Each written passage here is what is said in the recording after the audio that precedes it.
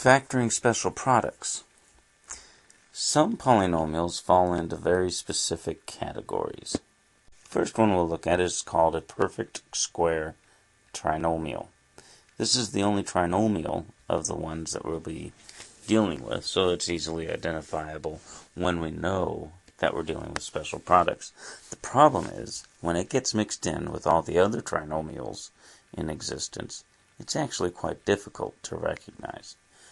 To recognize it, we need to see that the first term is a perfect square, the second term is a perfect square, and the middle term is 2 times the roots of those two perfect squares. So the A and the C terms are perfect squares, the B term is the product of the roots of A and C times 2. It's not pretty, but this is the way that you recognize a perfect square trinomial. A difference of squares is much easier to recognize. You have two perfect squares being subtracted. Difference of squares. Binomial of two perfect squares being subtracted. That's all it is. The same is true of the sum and difference of cubes.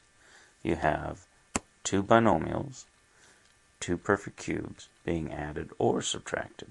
We don't do a sum of squares, not yet. We'll come back to that when we get into complex numbers. But for the moment, we'll only deal with the difference of squares and the sum of difference of cubes. Very easy to recognize. Perfect square trinomial, much more difficult.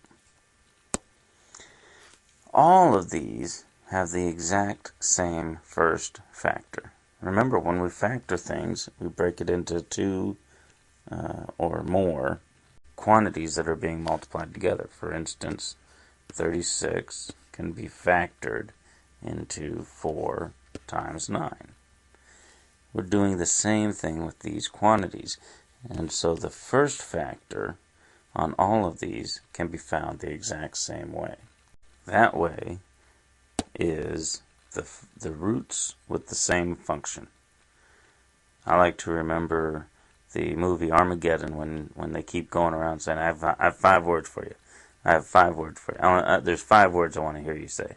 And the words are always more than 5. I always find that funny. So I've got 5 words for you. The roots with the same function. I know that's more than 5, but that might help you remember it. The roots with the same function. Remember, our perfect square trinomial, difference of squares, sum and difference of cubes, they all had perfect squares or perfect cubes. So the first factor is always going to be the roots of those perfect squares and perfect cubes with the same function, either subtraction or addition. So if we look at these with the examples on the screen, the first factor is going to be a plus b for the perfect square trinomial, or a minus b for the subtraction version. So if we use this example, 25x squared plus 30x plus 9, the root of 25x squared is 5x, and the root of 9 is 3, and it's being added. So we get 5x plus 3, the roots with the same function. The next one is the same thing, but it's being subtracted, so it's going to be 5x minus 3. If we use a similar example for the difference of squares, the root of 25x squared is 5x, the root of 9 is 3, same function will be 5x minus 3. And we can probably predict the same thing is going to happen with the sum and difference of cubes. Now these are cubes, so it's 125x cubed and 27, but the roots are still 5x and 3. So if they're being added, they continue to be added. If they're being subtracted, they continue to be subtracted. The first factor is just that simple. Once you've identified that you have one of these types of polynomials, the first factor is going to be the roots of the perfect squares or the perfect cubes with the same function as the polynomial, addition or subtraction. The second factor is what distinguishes everything going on here. If we look at the perfect square trinomial, we said that the first factor was going to be the roots with the same function. The second factor should be pretty easy to figure out. Remember, this is a perfect square. To square something means to take it times itself. So if the first factor is the roots with the same function, the second factor is going to be exactly the same as the first. If it was a plus b, then it's still a. Then the second factor is a plus b. If it was a minus b, then the second factor is a minus b. That's the perfect square trinomial. Difference of squares is the opposite of that. If it was a minus b for the first factor, it's going to be a plus b for the second factor, the opposite. Those two, really easy. The sum and difference of cubes is the one that takes a little bit of energy to try to remember. And to help us remember, we can turn to Chris Farley. Many of you are probably too young to remember, but there was a character called the motivational speaker that Chris Farley did on Saturday Night Live. And he lived in a van down by the river. Chris Farley did a character called the motivational speaker on Saturday Night Live, and he lived in a van down by the river. And his motions to do that will help us to remember how to find the second factor of a sum and difference of cubes, referring to the first factor.